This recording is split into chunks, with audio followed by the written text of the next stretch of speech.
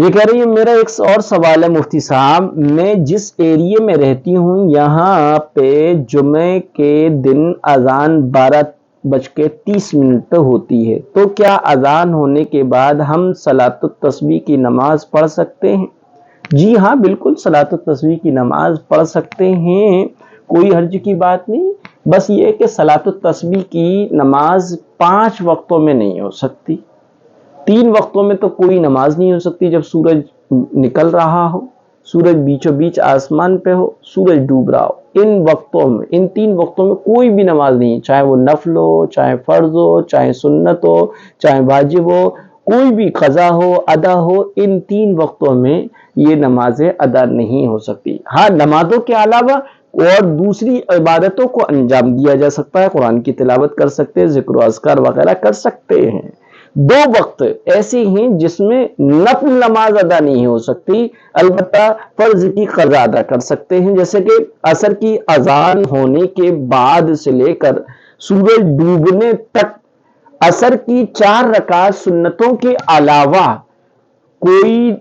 نفل اور سنت نماز نہیں ہے، لہذا صلاۃ التسبیح بھی نہیں پڑھ سکتے، کیونکہ صلاۃ التسبیح کی نماز نفل ہے۔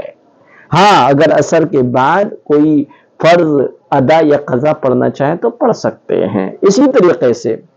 فجر کا وقت ہو جانے کے بعد سورج نکلنے تک فجر کی 2 رکعت سنت مؤکدہ کے علاوہ کوئی اور دوسری سنت اور نفل نماز نہیں پڑھ سکتے، اور نہ ہی صلاۃ التسبیح پڑھ سکتے، کیونکہ صلاۃ التسبیح کی نماز نفل ہے اور نفل اس وقت میں نہیں پڑھی جائے گی۔ تو ان 5 وقتوں کے علاوہ جب چاہیں آپ صلاۃ التسبیح کی نماز پڑھ سکتے ہیں، اور 12:30 پر جو اذان ہو رہی ہے جمعے کی، یہ گویا کہ سورج پورب سے نکل کر اور بیچ آسمان پر پہنچتا ہے 12:18 یا 12:14 یا 12:16 یا 12:20 یا 22 پر، ٹھیک وہ آسمان پہ ہوتا ہے، 5-7 منٹ یہاں پر ٹھہرتا ہے اور پھر جو ہے پچھم کی طرف یہ ڈھلنے لگتا ہے، جسے زوال کہتے ہیں۔ کسی کا اونچائی سے نیچائی کی طرف آنے کو زوال کہتے ہیں، تو یہ زوال کا وقت ہو گیا، یعنی